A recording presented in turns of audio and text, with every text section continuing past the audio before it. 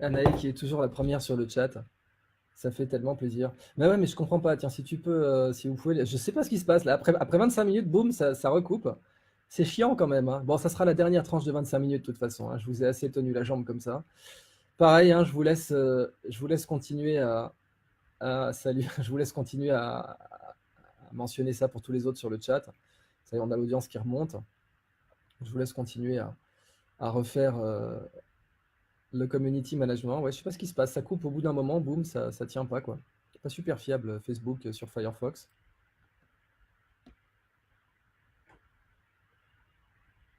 Ouais, il y a Zamzam Bourak qui me demande qui est pas ça. Bah, je ne saurais pas le dire, hein. C'est juste que là, ça coupe des fois. Bon, voilà. Bon, ça sera la dernière tranche de 20 minutes, puisque de toute façon, on va devoir tous y aller. Mais alors, en attendant que l'audience revienne, je vais répondre à Sofiane. Salut Idriss, penses-tu que le neurosync au final ne sera qu'un outil comme une voiture ou un smartphone sans pouvoir changer profondément la nature de l'humain, ou du moins pas plus qu'un smartphone ne l'a fait? Pour répondre à ta question, Sofiane, oui, ça c'est dans un monde idéal. Effectivement, dans un monde idéal, ça pourrait n'être que ça. Mais il faut savoir que rien que l'Internet des objets, par exemple, les objets connectés, a commencé à être hacké. Rien que ça, on a commencé à le hacker. Typiquement, Barnaby Jack, qui était un des plus grands hackers au monde, il savait hacker un pacemaker, le mec. Il avait réussi à hacker un pacemaker. Bon. Donc voilà, dès qu'on a du silicium quelque part, et le pacemaker, on est d'accord que les gens ne s'en implantent pas un pour le plaisir. Là, c'était des gens qui en avaient besoin. Eh bien, en ayant un régulateur de rythme cardiaque artificiel, donc du silicium, régulé par satellite, si je ne me trompe pas, eh bien, d'entrée de jeu, la possibilité que ce soit hacké euh, a fait qu'on l'a hacké. Donc, à partir du moment où on aura des interfaces neuronales directes, alors il y a ce grand film, là, cette dystopie qui s'appelle Ghost in the Shell, qui en parle, je parle du vieux, hein, pas du nouveau, eh bien, je suis convaincu que dès qu'on aura des implants neuronaux directs, on va commencer à être hacké, hein. Alors, pardon, vous m'excusez, je vais me rafraîchir, mais je voulais pas faire de la pub. En même temps, bon, vu la gueule de la bouteille, hein, je pense qu'on vous regardez pas, ok? Hop là, merci. Hmm. Bon, vous n'avez pas vu, ça aurait très bien pu être du Pepsi. Euh, pardon. À partir du moment où on aura des implants neuronaux directs, eh bien, c'est Vassili Arkhipov. C'est pas, ah oui, je vous raconterai après. C'est pas Vassili Karpov, c'est Arkhipov. Ça s'écrit Arkhipov. POV, pardon. Alors, je reprends vite fait pour la question de Sofiane, et puis après, je reviens sur Vassili Arkhipov. Eh bien, donc à partir, oui, dans un monde, Anaïs, je te remercie, t'es adorable. Euh, et dans un monde idéal, oui, les neurosyncs seraient pas utilisés, mais quand on voit que donc des hackers ont réussi à hacker des pacemakers ou des pompes à insuline, eh bien, évidemment, ça va tenter les hackers, quoi. Voilà, ça va tenter les hackers de hacker autre chose, enfin de hacker nos neurosyncs. Alors, je reviens à Vassili Arkhipov, parce que j'en avais parlé donc pour notamment parce qu'on me demandait, je crois que c'était, j'ai oublié le nom parce qu'elle est plus dans le chat, mais cette jeune personne me demandait si l'humanité avait un niveau de conscience suffisant. Et il y a eu des moments comme ça où la foi en l'humanité a été rétablie, quoi. Parce que, par exemple, donc le cas de Vassili Arkhipov, c'est un officier de marine russe qui est dans un sous-marin nucléaire russe équipé de torpilles nucléaires tactiques, donc de torpilles qu'on ne peut pas envoyer sur Washington, mais qui sont des torpilles que l'on peut envoyer sur une flotte pour la raser. Et puis vous imaginez bien que si on voit un champignon nucléaire en plein océan, les forces militaires, eh bien, elles vont se dire on riposte, quoi. Et donc là, vous vous lancez dans une guerre nucléaire totale. Ça veut dire que ce mec, il avait le bouton entre les doigts, et ce sous-marin était coupé de la radio avec les Russes. Il n'avait pas de contact avec Moscou. Et donc, ils doivent se prendre l'initiative de est-ce qu'on envoie la bombe atomique ou pas, en fait. Et les Russes, les Soviétiques avaient, voilà, Vassili Arkhipov, exactement. Les Soviétiques avaient un protocole que les Américains n'avaient pas pour ce cas-là précis. C'était qu'il fallait trois personnes. Voilà, pas deux, comme pour les Américains, c'était trois pour décider si on envoie la torpille nucléaire ou pas. Et le chef du sous-marin avait dit oui, le commissaire politique avait dit oui, et Vassili Arkhipov, qui était le troisième, a dit non. Et ils étaient à deux doigts de le flinguer. C'est-à-dire qu'ils étaient à deux doigts de lui mettre une cartouche, quoi. On va dire, ah, t'es mignon, c'est la guerre. Et ils l'ont pas fait, et heureusement, parce que ce sous-marin n'était pas au courant que la crise des missiles de Cuba était terminée, et du coup, cette flotte américaine était là parce qu'elle avait le droit d'être là. Enfin, le droit. Les Russes s'étaient mis d'accord avec elle. Moscou était d'accord sur tout ça. Et ce sous-marin ne le savait pas, et donc s'il avait balancé une arme atomique, ça aurait été la catastrophe nucléaire quoi, globale. Et Vassili Arkhipov a empêché ça. Donc ce que je veux dire, c'est que quand il y a des moments de vérité, voilà, Manal Tahir, effectivement, quand il y a des moments de vérité, l'humanité peut faire, hein, peut démontrer qu'elle est capable. Donc je crois que oui, pour répondre à la question de Manel Tahir, effectivement, l'humanité peut montrer qu'elle a le niveau de conscience adéquat. Et allez, je vais terminer là-dessus, hein, parce que ça va forcément se remettre à couper une autre fois. Donc je pense que je vais, avec votre permission, terminer le chat là-dessus. Qu'est-ce que vous en pensez? Je ne fais pas du tout de pub hein, pour Coca. Bien au contraire, en plus c'est pas une boisson que je kiffe, mais pour la petite histoire, je vais peut-être vous dire pourquoi là je bois du zéro. Alors qu'en plus je suis pas du tout fan de l'aspartame et de la césulfamica, qui n'est pas particulièrement dangereux pour les adultes, mais qui peut être dangereux pour les enfants. La phénylalanine et la césulfame-K peut être dangereux pour les enfants. Ne filez pas du light aux enfants, cela dit. Sachez aussi qu'on a quand même tendance à consommer trop de sucre au Maghreb. Hein. Ça, c'est une réalité. Si on pouvait un jour faire une campagne sur la consommation de sucre au Maghreb, on rendrait un grand service à tout le monde arabe, en fait, pas qu'au Maghreb, hein, jusqu'en Égypte et même jusqu'au Golfe, parce que d'une façon générale, le monde arabe a tendance à consommer trop de sucre. Et il se trouve que je suis un. Je... Ouais, je sais, voilà. Bah, merci Manel Taillard de me le dire. Donc, alors, éviter le coca, oui. Donc, petit 1, c'est du zéro. Mais malgré tout, je sais que c'est pas très bon pour la santé. Et la raison pour laquelle j'en prends, c'est que là, je suis dans un régime sans aucun glucide. Même sucre, pain, pizza, j'en prends plus. Ça s'appelle le régime cétogène, si le sujet vous intéresse. Keto en anglais, cétogène. C'est mon assistante qui m'a mis à ce régime. J'étais très sceptique au début, hein, j'y croyais pas des masses. Et je l'ai fait quelques jours par curiosité. Alors je l'ai fait parce qu'en fait, on raconte que Gandhi avait été contacté par une mère de famille qui lui avait demandé de dire à son fils d'arrêter de manger du sucre. Et Gandhi avait dit revenez dans 2 semaines. Et 2 semaines plus tard, elle revient, et puis Gandhi dit arrête de manger du sucre. Et là, la mère lui demande mais pourquoi il vous a fallu 2 semaines, Mahatma? Et ben, parce que Gandhi répond parce qu'il a fallu que j'arrête le sucre moi-même pour décider si je pouvais dire ça à votre fils. Et donc, cette idée d'arrêter le sucre, j'ai voulu l'essayer quand mon assistante m'a dit viens, essaye ce régime. Eh bien, j'ai essayé. Et c'est un régime, donc le régime cétogène, c'est un régime où on prend carrément pas de glucides tout court. Voilà.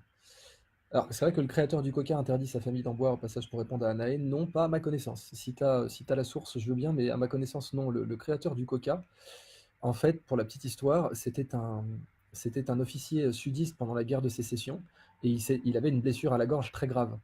Et il se gargarisait avec de la morphine, enfin de l'opium, pas de la morphine, mais de l'opium. Et en se gargarisant avec de l'opium, qui contient de la morphine, il était devenu bien entendu accro. Et ce monsieur, dont j'ai oublié le nom, avait trouvé une solution avait soigné son addiction avec un vin qui contenait bien sûr de l'alcool, un vin à la noix de coca. Et les vins à la noix de coca étaient assez populaires en Europe à l'époque, même le pape en buvait. Le pape le recommandait et en buvait, et la reine Victoria aussi. Ça s'appelait le coca wine. Et le coca wine était donc très populaire dans toute l'Europe, et il y avait une marque en particulier qui était ultra populaire, qui était le vin Mariani en Corse. Et ce monsieur a récupéré le brevet et les droits du vin Mariani. C'est un vin à la noix de coca corse qui est à l'origine du Coca-Cola. Simplement, petit à petit, avec notamment la prohibition, Coca a tenté une version sans alcool. Et cette version a fait un carton monumental. Pas du premier coup d'ailleurs, mais elle a fait un carton monumental. Et ça a donné le Coca. Voilà pour le commentaire sur Anaï.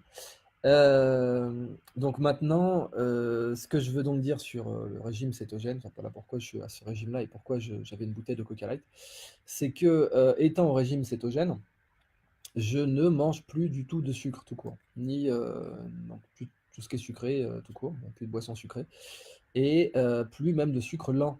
Voilà, ça c'est plus chiant parce que plus de pâtes, plus de pizza, fini. C'est juste protéines, graisse et je mange à peu près 30 grammes de glucides par jour. Alors je vous dis pas qu'il faut que vous vous mettiez à ce régime-là vous-même, hein, je dis juste que c'est ce que je fais moi.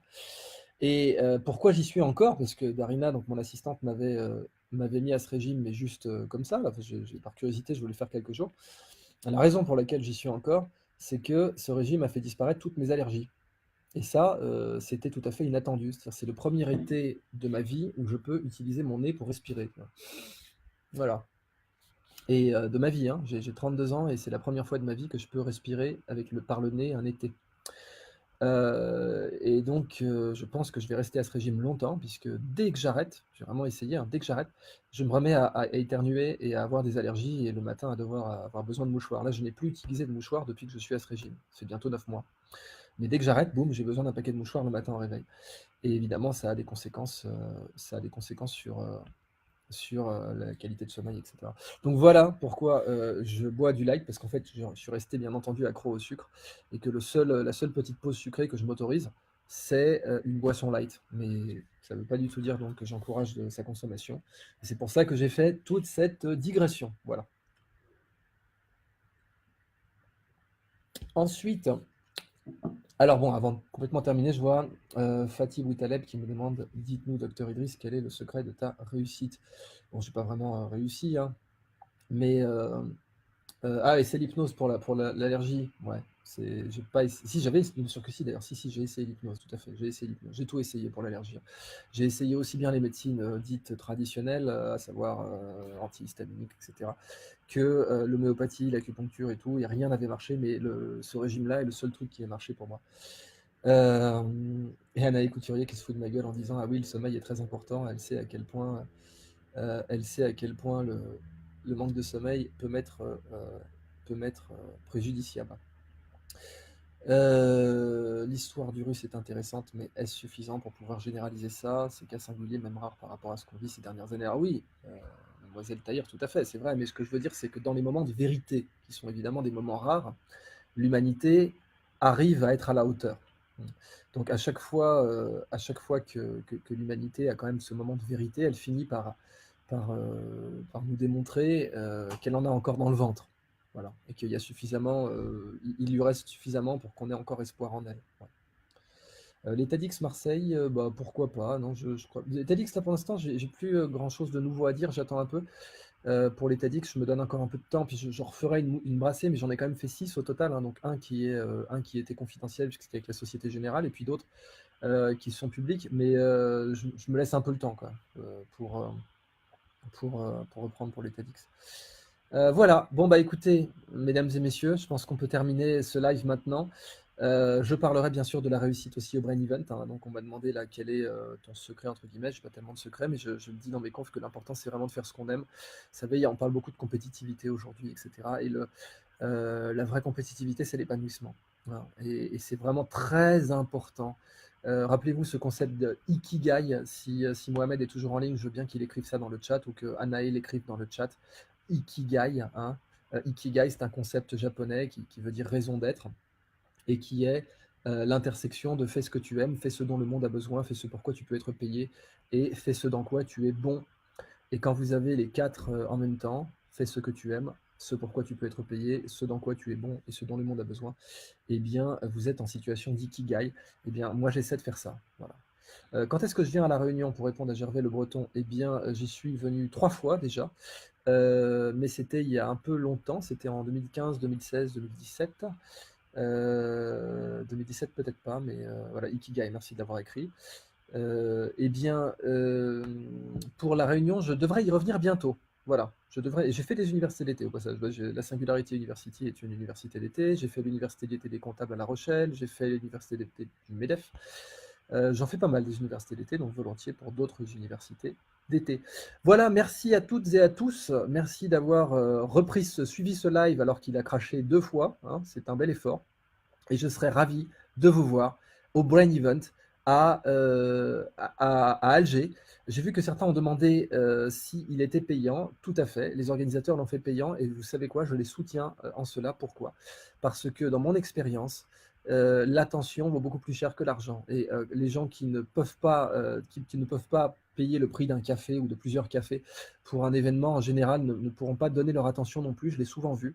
Et donc, je me permets de faire cette parenthèse-là qui a l'air un peu mercantiliste, alors que soyez assurés qu'elle ne l'est pas. Et je tiens en fait cette réflexion de mon maître, hein, qui est Idriss Shah.